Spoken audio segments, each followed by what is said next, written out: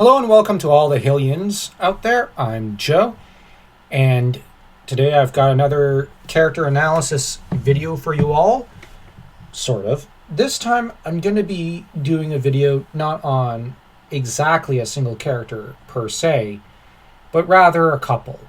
Now, the couple I'm going to analyze, as the title suggests, is Zelda from Skyward Sword and that Link, the first Link in the timeline. I think, to start with, this is not a couple I tend to think of as much about, and yet I think it has one of the most sweeter romances in the story. That being said, if I'm being quite honest, the idea of portraying the Adam and Eve story of Zelda or of Hyrule is something that I thought at first should best be reserved as a kind of AVGN joke. But when they actually came out with this game, I remember just thinking, why? And I still kind of wonder why. If only because, much as there's some good ideas in the game, the trouble is it's not exactly, it was never really needed in the story per se. And I kind of think that in some ways it was best left a little untold and unsaid, at least in regards to the story of Skyward Sword.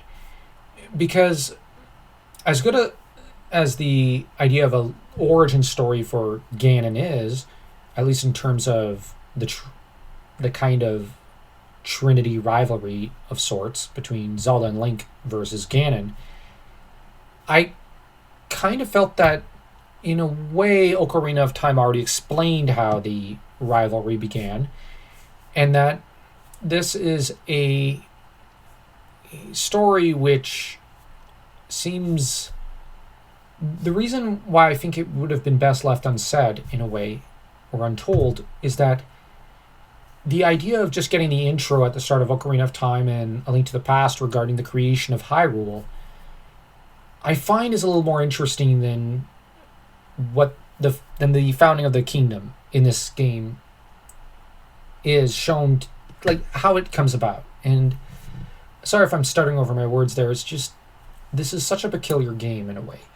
Now, that being said, as much as I think that it was much more interesting as a kind of appendix type of extras, prologue or prelude story, the actual tale of the first Zelda and Link is a pretty sweet one.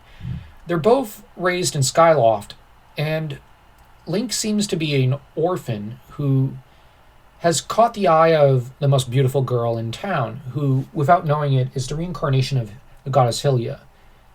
And the thing about Link is that he doesn't know this, but at least in regards to the Hylia reincarnation thing. But what's interesting is that this Link is shown to be a bit of a layabout.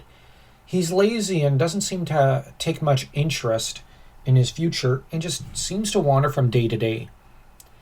And there's the hint that he doesn't really care, in a way, about what the future has in store for himself or believe in himself too much. So that Zelda's the only one who has faith in him and motivates him and pushes him to keep improving himself, as she sees his massive potential but realizes he's just neglecting it and squandering it. So that it's very interesting how she plays a very feminine role in motivating and pushing him forward, with Link having to then step into the masculine role of, once uplifted, going about and trying to do the right thing and rescue her or otherwise prove himself to her by going on the quest. And in terms of the hero's journey, it's obvious that this hero's journey is about not simply stopping the monster that's currently stalking the land, but he's really having to kind of sweep Zelda off her feet. In a way, this is more a courtly, chivalric romance mixed with some weird sci-fi kind of stuff. I don't know. In fantasy stuff, it's weird. At least with the Skyloft stuff. But, like I said, it's interesting how Zelda is also shown as being a very energetic uh, Genki girl, I think is the stereotype. The over energetic girl who really loves to have fun and go on adventure and whatnot. And she seems to, in a way, be the more mature one in the relationship, even as she's the one who is often excited and over energetic, with Link having to try to catch up and, as said, keep up with her. Which, in this case, this is a very different portrayal for Zelda. Zelda's usually portrayed as much more, I don't want to say laid back, but she's much more relaxed or otherwise stressed about the kingdom, and so doesn't seem to act like a young girl normally does. Whereas this Zelda is very much a young woman. Like, she's very excited, she's just a fun person, it seems. And this is something I can actually see why she'd be the most popular girl in Skyloft. She's energetic, she's charming, she's charismatic, but there's a wisdom underneath it. And the wisdom is really the best part, because she sees the good in others and tries to uplift them, and she gets excited about things and wants to enjoy life. And life should be lived.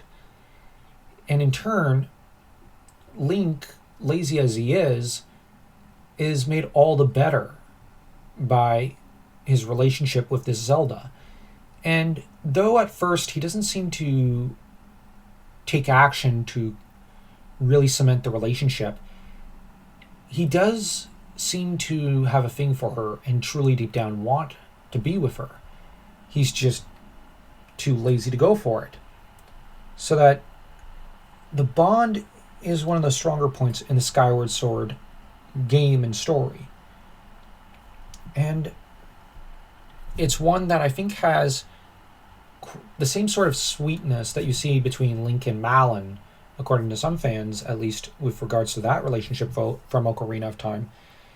And even the sweetness of, say, Shuma Zhao and Wang Yuanji in Dynasty Warriors 7. It's a very interesting bond, although arguably this Zelda is far less ill-tempered and impatient with her bow than Yuanji is in Dynasty Warriors 7.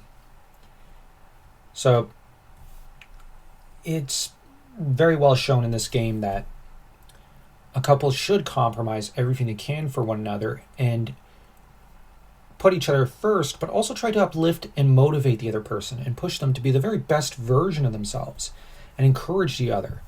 And that's really a strong point of this romance as well. So if I have nothing but praise, it's because I have a very soft spot for this couple.